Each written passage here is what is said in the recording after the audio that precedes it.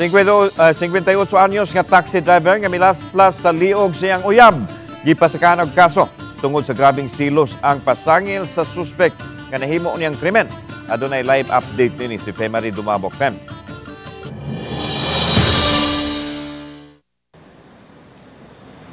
Lan kasong murder ang gipasaka. Kung kasong frustrated murder ang gipasaka ngadto sa kabanay sa biktima ngadto sa suspitsado, human matud pa nga gisigihan na og hulga ang biktima sa wa pa ang insidente.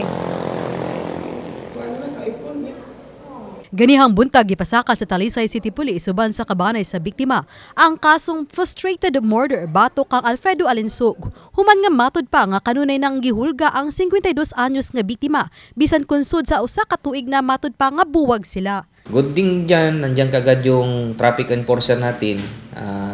Tumulong kaagad, at the same time, nandiyan din po malapit ang ating police. So, nakuha kaagad yung suspect na aresto. At the same time, naitakbo din kaagad yung ating biktima. Pinasaka muna natin siya ng frustrated murder yung case kasi nakita may statements to support the filing of case. Apan pangangkon ni Alinsug, nga wa sila magbuwag sa biktima o gani magkanunayan pa siya sa panimay niini sa dakbayan sa Subo. Ug iyang gikalagutan kay matud pa nasuta niya nga adunay laing uyab ang biktima nga usa-usab ka taxi driver. Magbuwag mo mungan rag hapon ko kay og dunay trabahoon sa ila. Iya kung tawgon, og dunay patrabaho. Iya kung taguan sa kwarto sa ilang bay.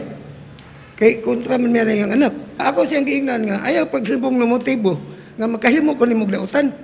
Iya man gipuspos ang helmet. Munang Blanco noong ko, nawag tangkos kaya kan, tungkol siyang gibuhat ako. Nahitabo ang krimen niya itong Sabado sa gabi, dihang gaangkas ang biktima sa motorsiklo ni Alinsug padung sa Southern Cebu. Diha na sa habig sa dakbayan sa Talisay. Nagkalali sila og matod pa, gihapak sa biktima ang ulo sa suspitsado gamit ang helmet. Hinungdan nga iyang gilaslas ang liog niini gamit ang cutter. Dugang sa taxi driver nga wa siya nagbasol sa nahimo. Binuang ra kayo, iya pa kong giblock sa cellphone. Unyag dunay trabahoon, iya kong ipatawag. Unyag, kanang wa na trabahoon. Mura kong binuangan ba, kagabi, sibat-sibatan ko. Di lang sa ko makaingon nga, mga kong pasaylo, ma'am, kay mo nang gibalikan, nagbalik-balik sa kuwanan niya, ma'am, kay dako kayo na siya utang na ko. Dako. Siya utangan ako, mga 100,000 kapin.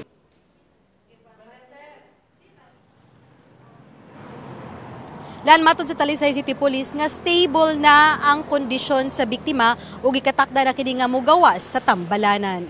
Lan? Okay, daghang salamat, Femari Dumabok.